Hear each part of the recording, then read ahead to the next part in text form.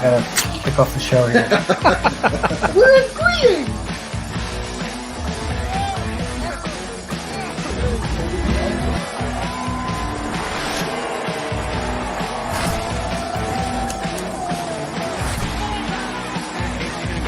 Something cleaned up.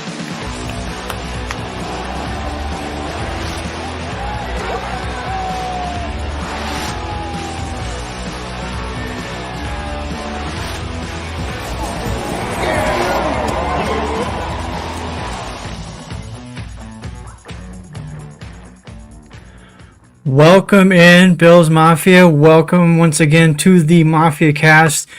I'm, of course, your host, Papa Ron. I'm here with my boys, Casey, Mike. What's going on, guys? What's going on, Ron? It's good to be back. Doing something new this week. Yes, it's a... Excuse me, losing the voice already. We're not even 1 minute in. Yeah, so we are relaunching the show on the Buffalo Lowdown Network, powered by fansided.com. Lots of great content over there. Go check them out at buffalolowdownagain.com. Casey, what's going on, man? Casey, you are muted. Welcome to. And Ron's definitely not, because that mic is definitely picking you up very good. All right, let's try this again. If I seem a little distracted, other than my mic being off, it's because the Masters is on and Tiger's playing. Oh, geez. Yeah, Dude, Casey and his golf. It's Tiger. It's like watching LeBron James or Michael Jordan or Joe Montana. You're watching the best. It's nothing like that. It is 100. Sports has never seen dominance. It's like watching Josh Allen. Just get to the point. The fact that he's 100 is what keeps it interesting. But I'll just stick to my guns. I'll let you guys talk football while I watch the Masters. No. We're going to talk about something actually that's kind of fun and cool. Maybe. Sorry. I've been out and I've done a little bit of golfing. I'm terrible at it, but I just can't watch it, Casey. I'm sorry. I just can't. So the Masters, there's four. I mean, people know there's four majors. Good to turn on when you need a nap. And the four majors are the four tournaments. There's 4 or 5 tournaments every year that I will sit down and watch, from start to finish, try to watch as much of all 4 rounds as I can. And this is the first major of the year. This is Tiger's won here 5 times. Like he could go for a record 6. It's just that this just happens to be a very important week if you really like golf. Yeah. Well, we'll get updates from Casey on the golf, and hopefully you'll have some more input on the football too. Yeah. Okay, so football. Thank you for bringing it up. Let's go ahead and jump into that. We're going to talk about wide receivers, past, i.e. Diggs, present, Khalil Shakir, Curtis Samuel, and future. Who that's going to be, we don't know, but that's what we're going to talk about. First of all, let's just get this whole thing with Stefon Diggs. Get it done, get it out there. We said it last week that we just kind of wanted to move on from this, put it behind us, and look to the future. Social media, national media, other fans won't let us do that. So, as you guys can see, I don't know if it's this side. If you can see that, let me move over here. Yeah. There. Yeah, it's gone. I don't know if you guys saw that or not. I used to have a canvas of Josh Allen and Stefon Diggs over here behind me. Yeah, I remember. Well, yeah, Diggs removed all Bill stuff from his social media. So guess what? I did the same thing. You didn't burn it though. No, and I'm not going to do that. And it will still go on the wall. Yeah. Yeah, it'll still go on the wall. And Sarah just bought me a jersey for cheap. So, like I think I said it last week, I'll always remember Stefon Diggs' time in Buffalo. It was a good time. So yeah, but it definitely had its ups and downs. So okay, I'm being told it's too loud. Is it still loud? It seems a little better, but you're. How about now? I don't know what happened pre-show and now, but wow. Okay. I think he moved the mic closer.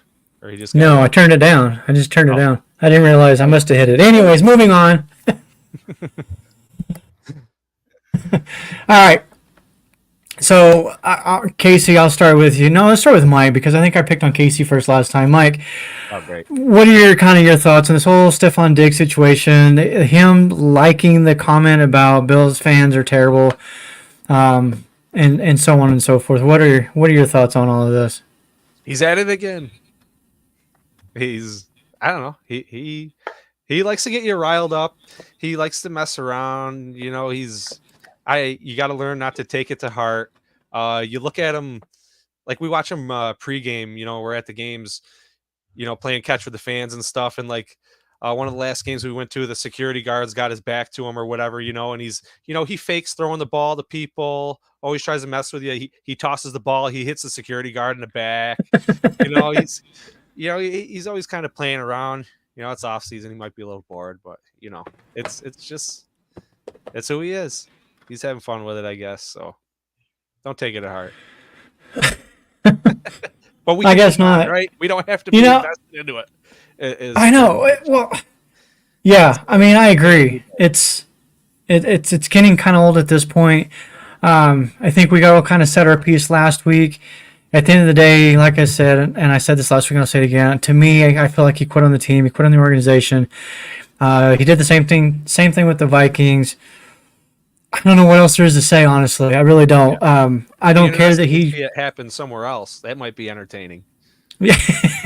to watch it from afar. Yeah. I agree. We'll see what the future brings.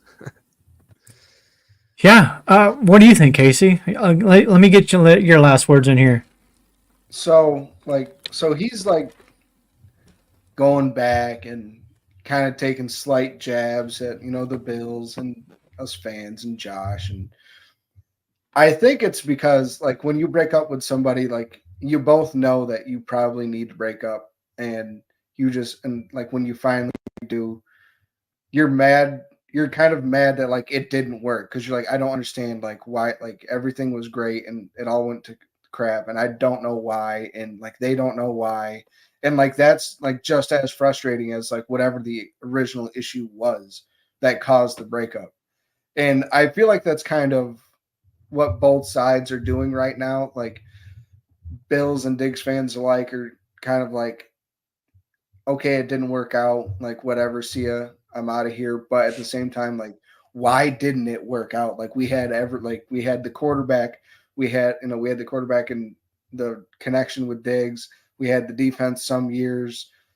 We had Gabe Davis and Emmanuel Sanders and Cole Beasley and Dawson Knott. Like we had, like, there was a lot of pieces and like, we just couldn't make it happen. And so I think right now it's just kind of annoyed at You this think he's point. like blaming some of the negative fans for the whole situation now?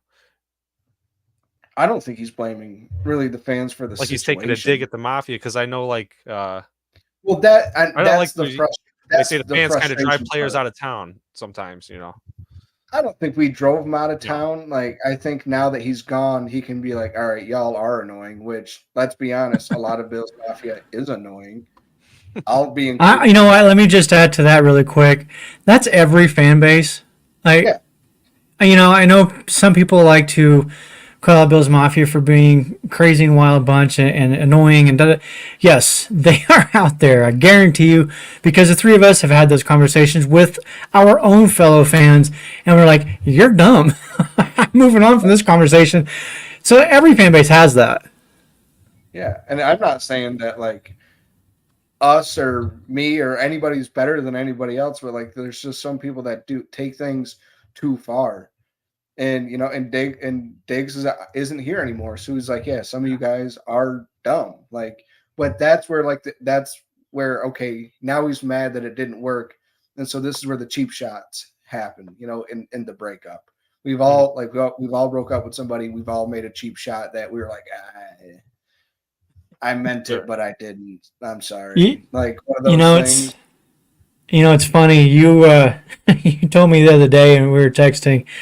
And you said something about you compared it to that breakup and how fans are like stalking Stefon's timeline and stuff, looking for anything. And it reminded me, It reminded me that's human nature. When I first started doing podcasts, and I've told you guys this story, and I'll keep it short, but me and my former host at that time, we had a personal falling out, and everything fell apart, and I went on and did my own thing. For, I kid you not, probably 2 months, I was constantly checking his YouTube channel until I passed him on subscribers. Once I started getting more views and more subscribers, like, okay, I'm good now. I feel better.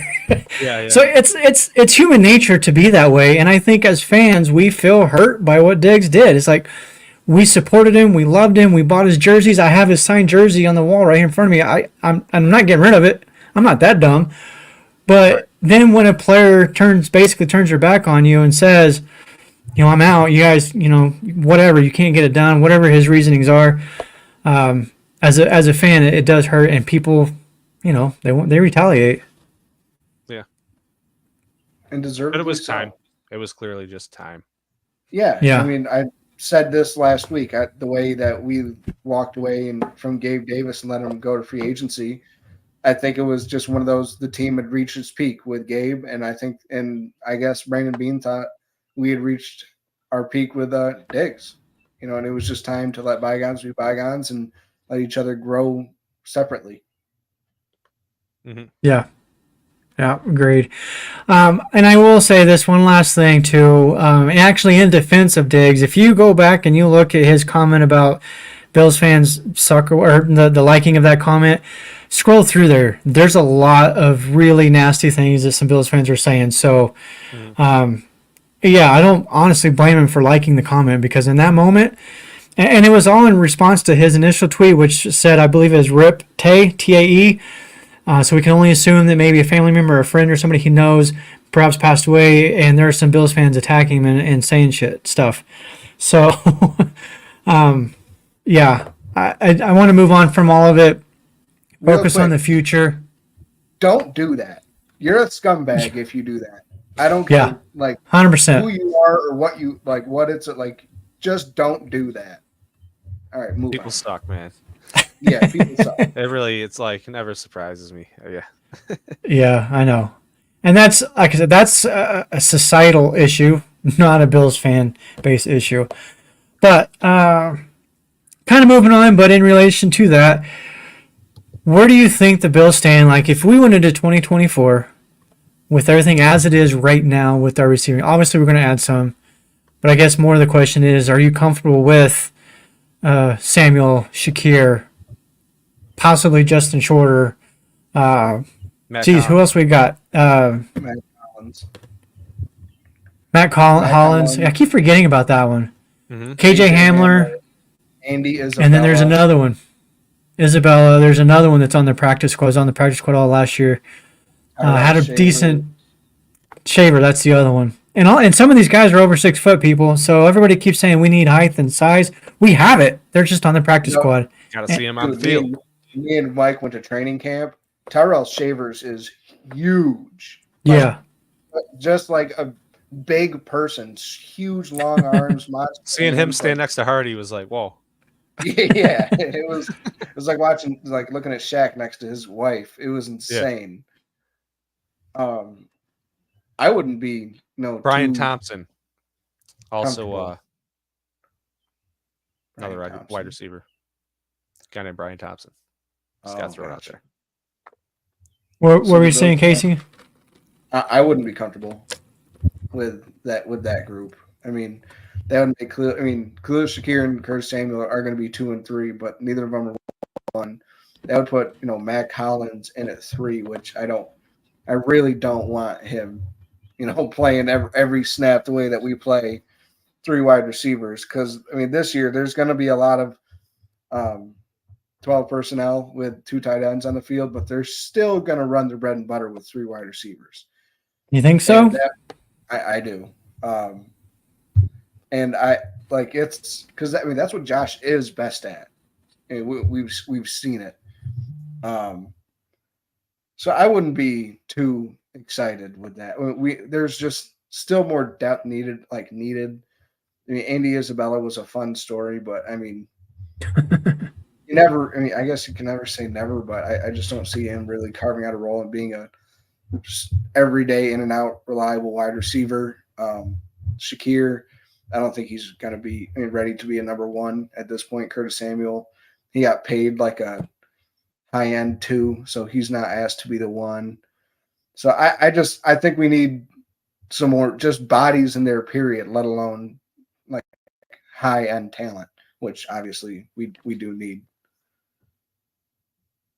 Well, yeah, I've got some thoughts on that. I'll let Mike kind of chime in before I go on. I was doing something else. I was trying to get that picture. Wide receivers, as it stands right now on our roster, your thoughts about it, and are you comfortable if that's our group? No, I'm not. I think they could be good enough, but I'm not 100%. I want to be 110%. I want to, add another star or get, we're all looking for a receiver in the draft too. Yeah, and we'll talk about. You have to. We'll talk about that. Yeah, because there's some free agents still out there. Obviously, we have the draft coming up, which for me, I'm super excited about that. And the three of us have talked about the draft a lot over the last little while. And with Buffalo Lowdown, I've written a ton on the top receivers outside of the quote unquote. I say quote as okay that way quote. The big three receivers in this, which we'll get into that because I do have some questions on that, but. As the way things are right now, in case you alluded to it, you don't think Khalil Shakir is ready to be a number one. And that's a lot of people's opinions, which kind of leads me to this next question, though. What is a number one? Yeah, I know. It's a very interesting point. A number one is the person that, it's Diggs. It's Devontae Adams. It's somebody that is going to win 95% of the time across the guy against the guy across from him. Shakir right now, he last year, let's say he won 65%, maybe even closer to 70. And especially towards the back end of the year when he outpaced Diggs and, especially in targets and catches and then the yards with it compared to what he was targeted at. But I just don't see Josh looking at him like that because normally that's more of your prototypical 6'1", 210 like 210-pound wide receiver that can catch the contested ball like it's like the body contested ball with a strength and can just stop on a dime. I don't know, that's a really hard question. The best way I can put it is what I said earlier, just winning 95% of the time right off the snap and knowing you can have tunnel vision and it can go to that person. Someone you can rely on in any situation. But I'm starting to feel like it's the age of there's not a wide receiver one, at least for us right now. I think Patrick Mahomes over the last 2 seasons, the Chiefs have shown you don't need that so-called quote-unquote true number one receiver. They have their number one. We all know that that's Travis Kelce. Tom Brady made an entire career, won 6 Super Bowls with the Patriots with a tight end and or slot receiver as his number one. To me, I do believe that can be Kincaid or Shakir. Are they the prototypical 6'2", 6'3", 220-pound guy like an Xavier Leggett or some of these other guys in the draft? No, they're not. But look throughout the league, more and more, to me, that so-called true number one is, I don't say it's a thing of the past, but we're getting there. There's not a lot of A.J. Browns in the league. There's really not. Yeah, you look across the league, and I looked it up. In fact, Amon St. Brown, the number one receiver in Detroit, 6 foot. Stefon Diggs was an elite receiver, number one guy, 6 foot. I don't think you need to have this ridiculous, crazy size. And then there's a lot of people that talk, I don't say a lot, but there are people who talk about to be a number one receiver, you got to have 20-foot long arms. Well, I don't think that's the case anymore. I just want guys who are going to get open and catch the ball when it's thrown to them. Yeah. So that's what I was saying. With the only way I can answer that is just knowing that receiver can win 90% of the time against the guy across from him. Because at that point it doesn't matter. That's why Diggs was good, because he could win between 5 and 10 yards. He was like he was going to win 90 to 95% of the time. Same thing with Amon-Ra St. Brown. Khalil Shakir is getting there. I firmly believe that. You guys know I love. Yeah, 100%. But I just don't the Gabe Davis thing scared me, and I don't want to push him into something that he's not ready for and doesn't need to be pushed into yet. I want him to get better on his own time. I don't want it to be forced. Yeah. And I don't at number 2. Well, but was he? Because he was basically like the fourth option for the first 2 seasons. It wasn't until year 3 that he was expected to be that number 2 guy. It didn't work out. A lot of us, myself included, said, well, he had the ankle injury. He battled through that. Let's give him another season. Another season came and went, and it was more the same. He would disappear for a few weeks. I don't think that's going to be Shakir. I can't imagine a world where he just disappears. And if you go out, anybody who's listening to this, if you go out there on Twitter, and look up Khalil Shakir, do a search for him, and there's a whole bunch of videos going around right now. I mean, Bills Mafia is in love with Shakir right now. And I think this whole Diggs situation has just made that much more heightened. Fans are like, oh yeah, we're good. We got Shakir. I don't know if that's necessarily true. But if you watch those highlights, watch his route running, there's a lot of people, including the folks over at Cover One, and if you haven't followed them or checked out some of their work, they're fantastic at breaking down the game and analyzing game film. He has been compared to a Cole Beasley, a more athletic Cole Beasley. Cole Beasley with juice is one term that I saw earlier today, referencing to Shakir. I am super excited about what Shakir will bring to the team this year, and I'm going to go out there. You can take receipts. You can save this clip, whatever you want. Shakir's going to have 100-plus receptions in 2024. All right. That's 100-plus. I'm calling it. I don't know. I just. What's so bad? I knew that was coming. We will do the whipped cream. We will do the whipped cream again. I totally okay with that. Yeah. Okay. So if you're new to the show, because we are relaunching again, we're on the Buffalo Lowdown fan-sided network. We've done this in the past where we have thrown some crazy bets out there. Most of the time, in fact, every time Casey has lost that we've done this. His hair's still kind of purple. Look at it. So yeah, and that's kind of, and you know what, I was thinking about this. We should make this more of a frequent thing. I'm not a big guy on bets, but that's just kind of fun. Let's just do this. He's made it fun. I believe the last time we had a whipped cream bet, you said, I'm never doing this again. We're going to have to dig up. I did. This is terrible. We're never doing this. Well, I had this clip noted. See, so, I told you would come full circle and you would come around to these whipped cream bets. See, I knew it would happen eventually. Yeah. Took a little bit of time. We'll get into the details. It's a pie or not, right? He either does it or he doesn't, and it's a pie. Are we making it? Yeah. All right. So 17 games. I will throw out the caveat now that if he misses more than pick a number. No, there's got to be a number because injuries ruin everything. You're telling me. Hey, no. You're the idiot who made that bet without an asterisk. I tried. We can pull up that too, Spence. Yeah. I tried and he turned it down. So I didn't get one. You don't get it. Okay. All right.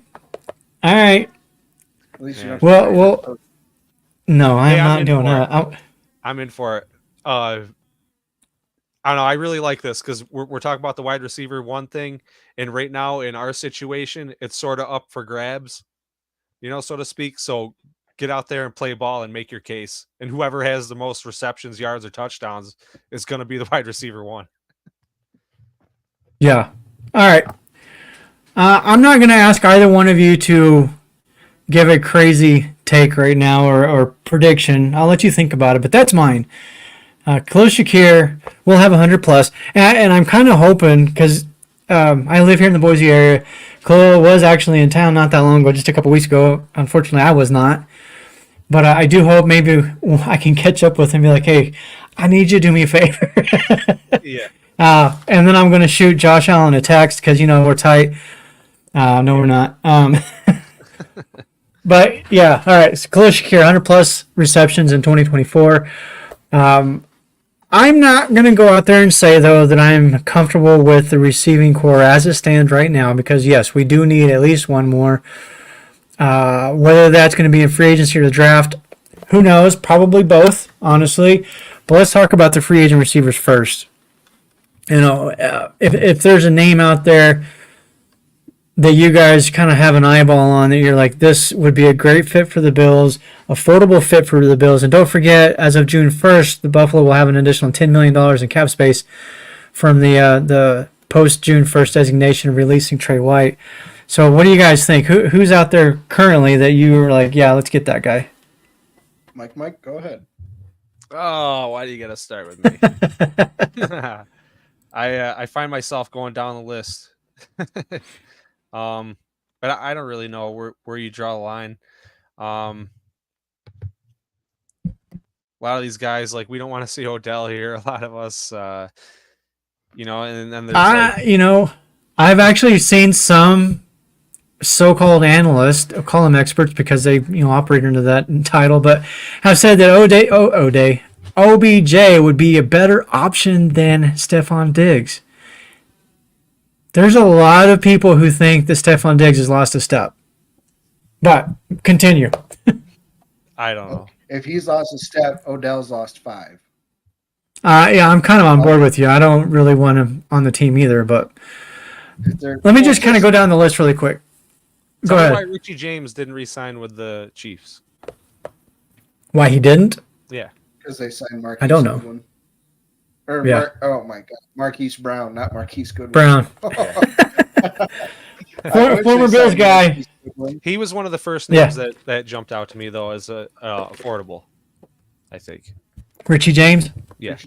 That's not a bad one. That's a good one. Yeah, I was gonna say it's not bad. And I don't think you're gonna find a I don't have top. to base it on because he hasn't been in the league that long, but I think he's got good speed. I think he makes some plays. Who'd you say, Mike? I'm sorry. Yeah, he's talking about James too. Oh, okay. Yeah, sorry. I'd like Tyler Boyd. He's somebody that every time one of the Cincy guys went out hurt, he stepped right up in their spot. Like in that offense, if it was like when it was clicking and they needed him to step up, he stepped up every time. He's you're talking to somebody that can play. He played a lot in the slot because they had T. Higgins and Jamar Chase, but he can play on the outside. He's got great hands. I mean, he catches everything that's in his vicinity. And he's also somebody that's great getting open in the red zone and especially in the end zone, when it's like up, down, close. So that's somebody that I would really like. He's a vet. He helped T. Higgins and Jamar Chase, get become pros, really help that, like show them the ropes. So I'd like to see him come in. It's kind of like a bigger Curtis Samuel, bigger, slower Curtis Samuel. That guy. So not like Curtis Samuel. Well, a vet guy that can play all the spots on the field and Gotcha. Okay. Has the versatility. But affordable, is he? Is he someone affordable. that's going to end up costing $10 million, or do you think? No, I don't. 5? I think we could get him halfway decent. Michael Gallup's another name that I love. When the Cowboys drafted him, like I was a big Michael Gallup fan, and it just seemed like, he didn't get out to a hot start, and then injuries just really started nagging him, and the Cowboys paid him that fat contract. It just like his career just never really got up and going. Mm-hmm. As far as Tyler Boyd goes, currently SpotTrack.com has his market value estimated at $8.7 million. Okay. Typically, SpotTrack's numbers are a little inflated. However, they did have Gabe Davis projected at 13, and that's exactly where he landed. So they've actually been pretty good this year. But $8.7 million, that's not terrible.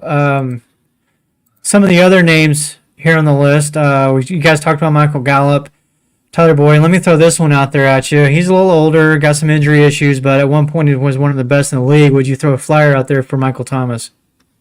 I said that like in the very beginning of the offseason, and we just kind of ran over that. But he's somebody who I wouldn't mind, like if he's just willing to take a cheap deal, or a incentive laden deal. I wouldn't mind it. Right. Yeah, we will talk some more about these. I kind of want to get my my opinion and thoughts on some of these guys as well. Before we do that, though, we need to hear really quick from our sponsors. Hey, it's John from Game On Sports Memorabilia. Check out our huge selection of unopened wax boxes of Pokemon cards. You have to see our selection of over 2 million sports cards in stock, plus hard-to-find card supplies. And if you have anything to sell, bring it in. We can help you determine the true value before you sell it. We pay fair market value every day. It's Game On Sports Memorabilia, 2670 Dewey Avenue in Greece. Check out our podcast for news and information on the card and collectible universe. Also, check out our Facebook page. For more, call 481-2153. That's 481-2153. That's the guys over at Game On Sports. A lot of great memorabilia, not just build stuff, all kinds of sports, Pokemon, wrestling, golf, you name it, they got it. Check them out. One Stop Square, inside One Stop Square at in Hamburg, and on Dewey Avenue in Greece. Check them out. All sorts of sweet stuff. And do us a favor. All that on the Facebook page, events and all that going on. So check out the Facebook page, Mafia Cast. Check out John's page, Game On, Video Games and Sports Memorabilia. Stay up on the latest. See whatever's going on. And what are we doing? What are we doing? Stay up to that date. Is giveaway. Let me finish. Stop talking. Okay. What are we doing that is courtesy of Game On Sports? What have they given us to give away? Is Casey taking this one? Go for it, Casey. Mike, you're the blabbermouth. Okay. So John's hooking us up here. Yeah. With this Andre Reed jersey. Signed. So stay tuned to the page. We're going to run the contest for a week. So find us on Facebook. Find both pages on Facebook. Like them. Comment on the post. There's some rules somewhere on the site. You'll have to see the exact rules. You might have to comment and tag a couple friends or something. But get on the site. Find the post. You'll know what to do. Like both pages. Stay tuned to the show. Next week, we'll spin the wheel. We'll announce a winner. We'll get everyone on the wheel. We'll spin it, and we'll see who wins. And someone will get a sweet new Andre Reed signed jersey. So there you have it. And unfortunately, we are not eligible. No. Got one, thanks. But it is also JSA authenticated, and it will come with the authentication card. So just putting that out there as well.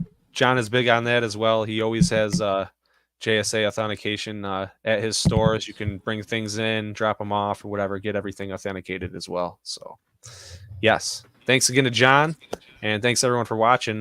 So this is us giving back. John, of course, providing it. But yeah, thank you guys for watching, and sign up and hope you win. Good luck. Yeah, it's an awesome giveaway, and we'll keep doing these things every month or so. So if you're already following the Facebook pages, you'll get all the information, all the details ahead of time. Let's get back into this. Let's see. I wanted to bring this one up because Bills Mafia. I think this is Prods. I wouldn't sleep on Shorter. Kid has talent. He was number one receiver recruit coming into college. Just never had a top passing QB in college. I'm sorry, I don't remember where he's from. He went to Florida, and he got to play with Anthony Richardson, who was lighting up the NFL last year. So until he got hurt. Yeah, I don't know what to think of Shorter. Yeah, his preseason was okay. He made some plays there. I believe he's 6'4". Like you guys were saying, at the start of the show, he's a big guy. We're going to see him this year. He's going to definitely get his opportunity, I think. And speaking of opportunities, I also wanted to talk, because you mentioned Andy Isabella earlier, Casey. Do you expect to see any of him? And I'm bringing this up because somebody in the comments asked the question, who we think the returner might be, and I think Isabella is a candidate for that. As of right now, yeah. I mean, I feel like it was him and Hardy, and when we were going into training camp, we were kind of seeing both them guys return things, and now Hardy's gone. So I'll also throw Shakir's name out there, though. I think he showed us last year with the ball in his hands. He can move. He can make people miss. He was also back there on kickoff return. He did. He did some. Yeah. Both having two returners back there. So Isabella's going to have to carve out an actual wide receiver role, I believe, in order to get the opportunity to to make the team and be the returner. I don't think that he's going to be able to, just with the guys that we currently have. Curtis Samuel's done a little bit of returning in his career. We have Shakir, depending on the wide receiver and what wide receiver we draft. The guys like Brian Thomas, Xavier Leggett, those guys have all been returners in their careers in college. So I don't think too much of Isabella. He's going to have to show me a lot more, and I think show the team a lot more that he deserves to be on the everyday 53. Yeah. I had I put out a tweet a few days ago, basically listed out some of the Bills receivers. I didn't list them all, but the question was, if this was your receiver room, would you be comfortable with it? But I also included Lab McConkey and Xavier Leggett in there. But somebody said something about Isabella, and he just never had the opportunity, quote unquote. I don't agree with that. He's been on a few teams. It's not like he hasn't had the opportunity to make a 53 and make some plays in the game. He was active for a few games last season, and I think he might have caught one or two passes. To me, it's not the fact that he hasn't gotten the opportunities. He hasn't made the most of those opportunities to earn more. So I'm with you. I need to see more from him. I need him to actually do something consistently to make the roster. The guy was in Miami, and McDaniels makes a living off of short, fast guys, getting open. And if he couldn't make it specifically in that system, but at the same time, he's a perfect practice squad guy. Somebody that has been around the league, has a little bit of in-game experience, has kick return experience. He's a good break glass in case of emergency kind of guy. So, John, who do you think is the returner? I think it's either going to be a rookie or Khalil Shakir. What do you think, Mike? I still think Isabella's got a shot. You think so? Yeah. What about this guy? I keep KJ Hamler over Isabella. That's Bills Mafia prods again. I like Hamler. He brings the speed. I believe he's a sub 4.4 guy. That's one thing that's very obvious. Bean is really trying to build some fast guys in that receiver room, and this is kind of a perfect transition into the draft guys, because in case you've mentioned it as well, as far as potential kick returners, all of these guys are fast. They're all 4.4s. There's a couple of them that were in the 4.5s. I think, correct me if I'm wrong, I think Troy Franklin ran a 4.5 too, and at the combine. But let's go ahead and jump into the receivers in the draft. And I'll start, Casey. Outside of the top three. Well, actually, let's just start there. What's the feasibility of the Bills moving up high enough in a trade to get one of those guys, and should they? 0 and no, because it'll cost. Well, I laid out this plan earlier. You did. Twitter, to where the Bills could move up for a wide receiver, but I didn't do it all the way to 9. But I did it to where they could get to 19 to 22. And I would have to go back and read the tweets for the exact math on it. But, it was something close. There's just no way without almost completely leveraging the future that we could get basically into the top 9. Because we don't see any of these top 3 receivers dropping out of the top 9. because unless the Bears move, they're going to take one of them. So, and to pair with their young quarterback and Caleb Williams, and the Giants, they might surprise everybody, take a quarterback, but they're looking at wide receiver right now. There's the Chargers who let go of both of their wide receivers, just like the Bills did, and they're sitting right there, pretty at pick 5. So I could see them taking a wide receiver. So I just think there's zero chance that we can get one of the top 3. But I think that there's a big chance that we could trade up and take somebody like Brian Thomas, who's pretty much solidified himself as the number 4 receiver in this draft. Like it seems anyway, and he's been my draft, this whole time. If there's a way that we can trade up, give away 28 and Minnesota's 2 next year, and a late round pick this year, or maybe even 2 of them to get to that 19 to 22 range. Take Thomas, then use a third next year, 60 this year, and another late pick this year, and move up in the second round to grab somebody like McConkey or Leggett if they fall, into the early 30s. That's my ideal scenario. And if we get Brian Thomas, that completely answers the kick return question and the X receiver question. I don't think personally. I don't see them using their number 1 pick as a kick returner as well. Especially if they're expecting him to step into a starting role and be that, that number 1 type of guy. Yeah, don't forget about. Could be wrong. Adonai Mitchell too, right around Brian. I want to forget about him. I'm trying to forget about him. Why? I have no interest. I don't know. All of this, the reports of his lack of effort in game scares the crap out of me. I don't want guys like that on the team unless they're Randy Moss level talent. No thanks. Randy Moss earned the right to take some plays off. That we know he did. He might be one of the greatest receivers ever, and I don't see that for Mitchell. You never know, I suppose. Right. But I'm not. If they drafted him, I would hate it. Yeah, I would be. I'd be disappointed. Good. Hey, then. You'd be happy again. What'd you say, Casey? Said somebody clip this for when we do. Yeah. Yeah. Hey, if I'm wrong and he goes out there and kills it and he plays 110% every play, I'll be the first one to come out here and say I was wrong. I've even told people when Josh Allen was drafted, I wasn't too sure that was the right pick. I was like, oh, Josh Rosen, he's more pro ready.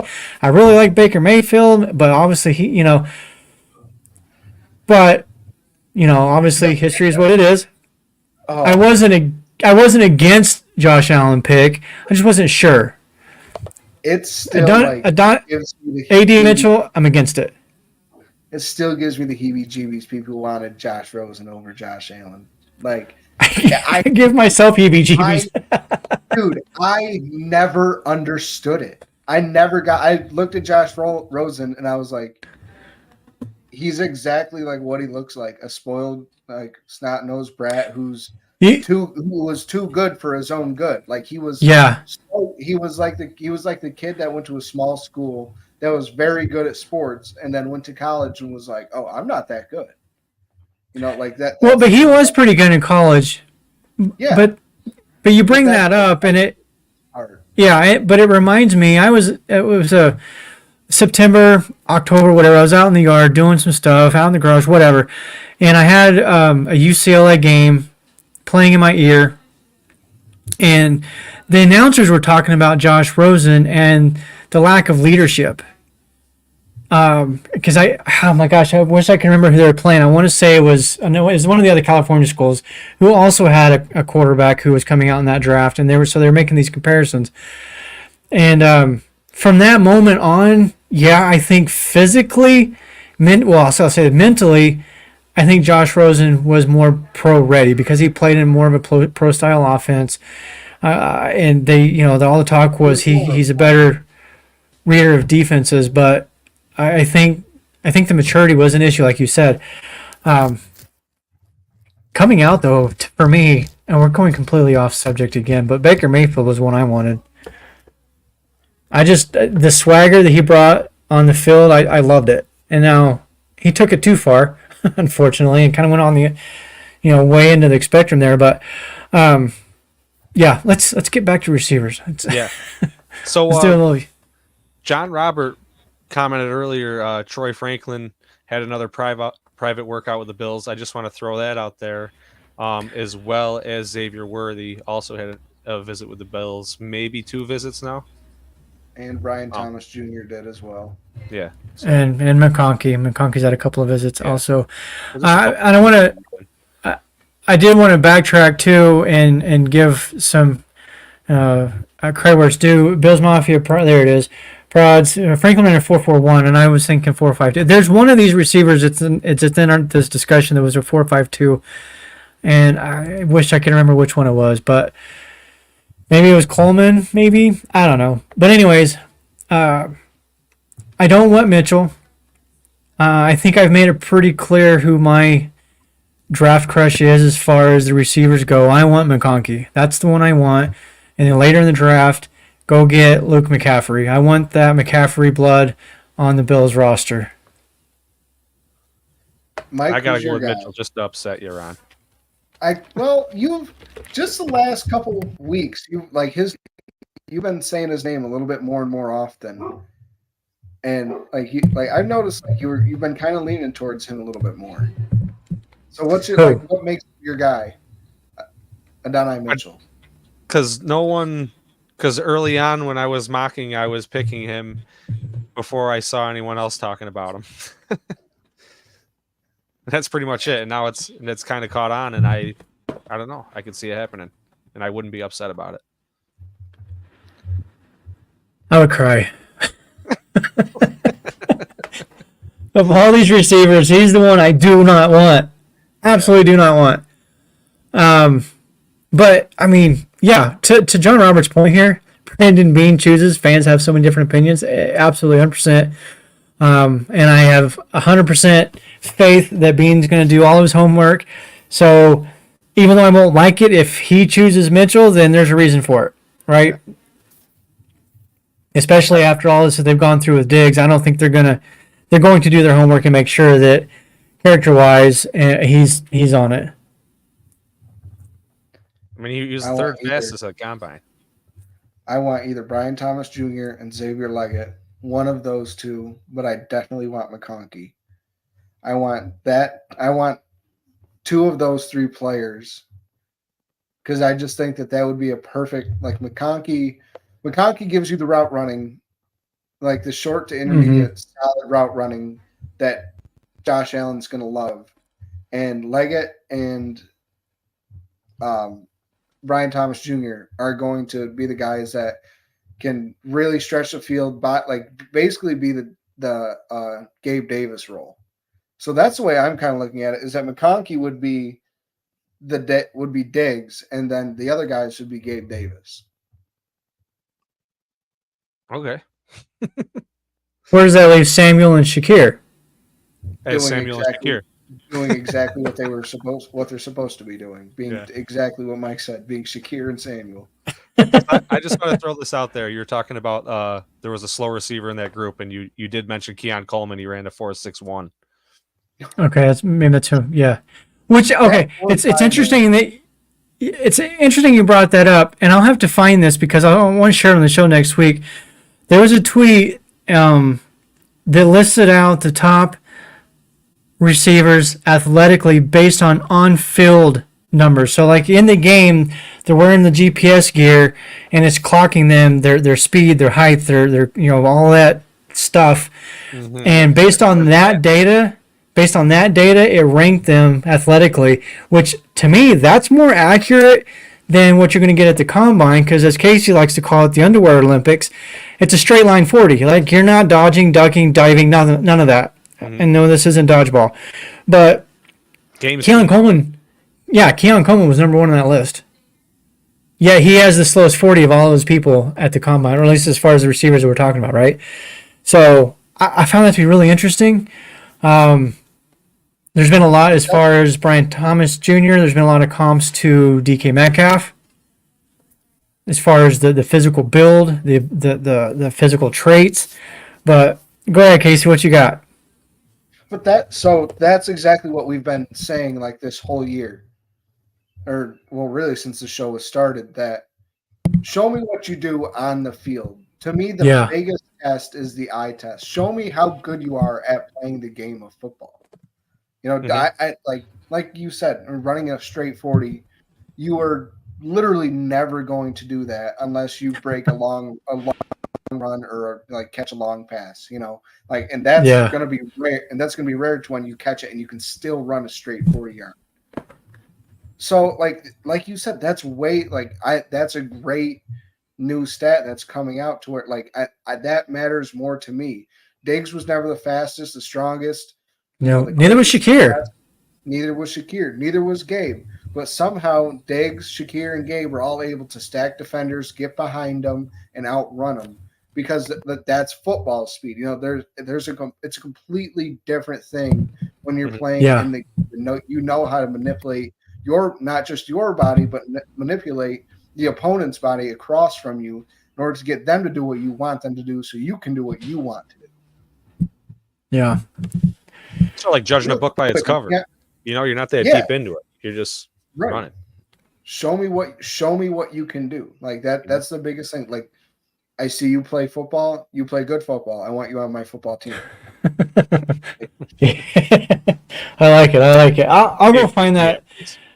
I'll go find that post here after a little bit, and I'll put it up on our social medias, and we'll share it next week because it is really interesting information, and I want to see if there's a site or something that tracks all of the positions because I'd be curious to see what some of the other positions do because Buffalo's got a lot of needs, you know, especially for depth. I think the starting groups are pretty much set for the most part, barring maybe some rookie pushing a vet for a starting position, but you know, edge, DT maybe, safety obviously. I think even linebackers a little bit of a need. Offensive lineman, interior offensive lineman, center. There's a lot of them. So, but this, what's that? With the next gen stats or whatever, I'm going to hold you to that. I wrote it down for you. So. Okay, yeah, because I'll forget. Yeah. I'll hold you to it. So. Before we get out of here, so next week, our show, we're going to go to two shows a week, Monday night and Thursday night. Both times we'll do it at 7 o'clock Eastern time. Next week, I'm going to be doing some traveling for business, so I'll be doing it out in a hotel. I'll be on vacation. Yeah, you're going to be there as well, correct? Yeah, I'll be there. Okay. And if we're both absent for some reason, Casey's got it. Piece of cake. Solo. But no, so... I'll be watching no matter what case, so I can't make Mondays and Thursdays. That's the plan. Once we get to maybe June, when the news really, really slows down, maybe we'll kind of alter it a little bit then. We might even take a couple weeks break just because, you know, we need a timeout as well. And then once we get into the season, we'll have the Monday will be kind of the post-game show, and then Thursday will be our pregame, depending on when if we have a Thursday night game then. But so that's the plan going forward. Again, this is our first show on the new network with Buffalo Lowdown. Go there, check out the content. A lot of great writers putting up some great work there. We're part of the fansided.com network, and this has been a lot of fun. We've got a good turnout as far as our live viewers go, and let everybody know this will be of course downloaded into podcast form, so you can watch it or listen to it on all of the different platforms where you get your podcast from. You guys got anything you want to add? I'll add. I just looked up the contest on the Game On page, and I just shared it on the Mafia Cast page. So if you go there, you'll see it. You comment your favorite receiver, you follow, and tag a friend, and you're in to win. So that's the rules for the Andre Reed jersey giveaway, signed jersey. So again, go to the pages, check it out, and we'll spin the wheel next week. You got a week to get in. And thanks again to John at Game On Video Game Sports Memorabilia for providing that for the giveaway. And again, that's a thank you to all the listeners, all the watchers. So check it out. Casey, you want to add anything? Tiger Woods is still 1 under. Oh, whatever. That's all I got. All right, we are 2 weeks away from the draft. I want to do another mock draft. What do you guys think? Mock draft next week? Yeah, let's do it. I'm always down. All right, let's do it. mock draft next week. We'll do it. What do you guys just say? We'll do it on Monday because Thursday we're going to announce the winner of the jersey. So Monday, come prepared for that. We want to get the comments or the listeners' comments as well on your thoughts on who we should draft in each round. Maybe we'll go with your pick, or maybe like the last time, we'll completely ignore what you think because that's what happened last week. But yeah, mock draft Monday. Let's do it, or we're going to go ahead and get on out of here. Thank you to all the listeners. Like, subscribe. I did. Go Bills. Go Bills. Go Bills. Tell your friends. Hey, it's John from Game On Sports Memorabilia. Check out our huge selection of unopened wax boxes of Pokemon cards. You have to see our selection of over 2 million sports cards in stock, plus hard-to-find card supplies. And if you have anything to sell, bring it in. We can help you determine the true value before you sell it. We pay fair market value every day. It's Game On Sports Memorabilia, 2670 Dewey Avenue in Greece. Check out our podcast for news and information on the card and collectible universe. Also, check out our Facebook page. For more, call 481-2153. That's 481-2153.